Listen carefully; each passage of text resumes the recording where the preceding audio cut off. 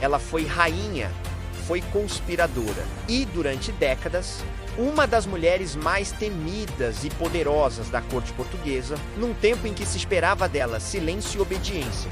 Dom Carlota Joaquina escolheu o confronto, a intriga e o poder. Uma mulher que jamais aceitou um papel secundário, menos nem como esposa, nem como rainha, nem mesmo como viúva. A sua morte, a 7 de janeiro de 1830, no Palácio de Queluz, poderia ter sido o fim da história, mas na verdade foi apenas o começo. Foi ali que percebemos o quão profundamente ela moldou o destino de Portugal e do Brasil. Mas quem era realmente esta mulher que ainda hoje divide opiniões? Para entender, precisamos de voltar ao início. Carlota Joaquina nasceu em Aranjuez, Espanha, a 25 de abril de 1775. Como filha mais velha do rei Carlos Intravenoso, ela cresceu no epicentro do poder. Desde cedo, viu que governar não era um privilégio exclusivo dos homens. Era um jogo de inteligência, estratégia e, por vezes, de crueldade. E ela aprendeu as regras muito depressa. Destacava-se pela sua mente afiada, uma ironia cortante e um temperamento que muitos consideravam demasiado forte para uma mulher. Características que mais tarde se tornariam as suas maiores armas. Com apenas 10 anos, o seu destino foi selado. Foi enviada para Portugal para se casar com o infante Dom João, futuro rei Dom João VI. Este não era um casamento de amor, mas sim um contrato político, uma aliança entre as coroas de Espanha e Portugal. E foi assim que esta menina espanhola entrou de forma definitiva no coração da história luso-brasileira. O casamento foi um desastre quase imediato, tanto a nível pessoal como político. Eles eram opostos em tudo. Dom João era conhecido por ser hesitante, cauteloso e profundamente inseguro. Já Carlota era ambiciosa, decidida e dominadora. Enquanto ele preferia a música e a tranquilidade, ela ansiava pela ação e pelo poder. O conflito entre os dois explodiu quando a rainha Dom Maria e mãe de Dom João foi declarada mentalmente incapaz. Em 1799, Dom João assumiu a regência do reino.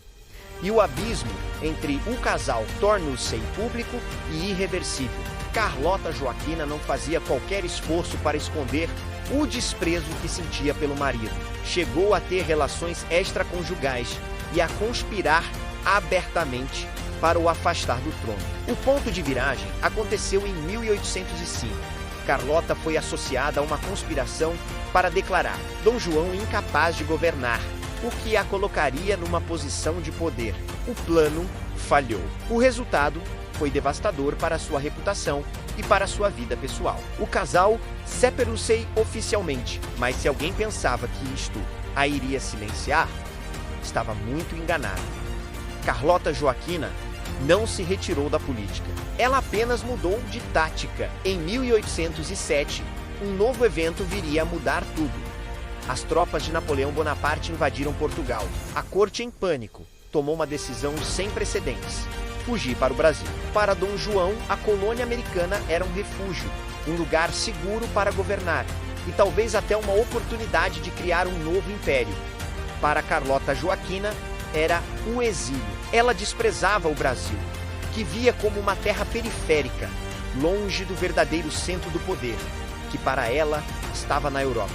Enquanto a corte se instalava no Rio de Janeiro, a mente de Carlota já estava noutro lugar. Com a Espanha ocupada pelos franceses e a sua própria família real prisioneira, ela viu uma oportunidade. Tentou assumir o governo da Espanha em nome do seu pai. Depois, tentou tornar-se regente dos territórios espanhóis na América do Sul, como o vice-reino do Rio da Prata, que hoje corresponde à Argentina.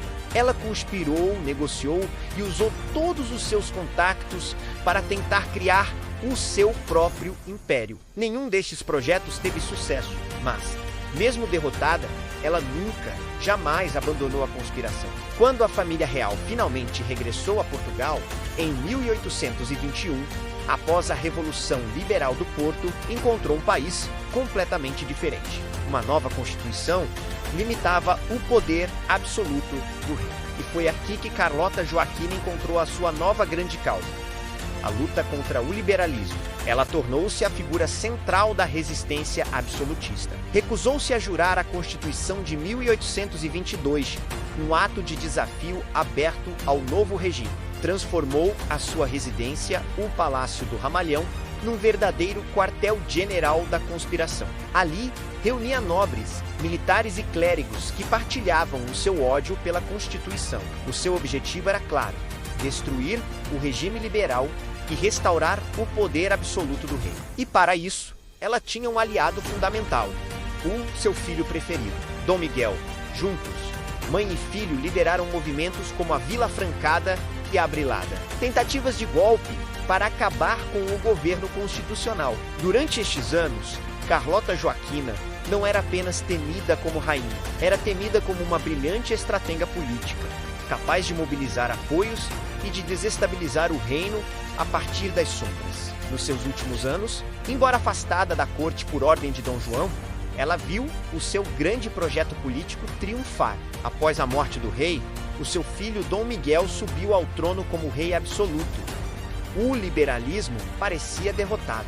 O país que ela tanto desprezara estava agora a seguir o caminho que ela sempre defendera. Carlota Joaquina morreu aos 54 anos, no Palácio de Queluz. Morreu pouco antes de Portugal mergulhar numa sangrenta guerra civil, uma guerra que colocaria os seus dois filhos, Dom Pedro e Dom Miguel, em lados opostos do campo de batalha, a lutar por dois modelos de país completamente diferentes. Ela foi rainha de Portugal, do Reino Unido de Portugal, Brasil e Algarves, e até imperatriz honorífica do Brasil.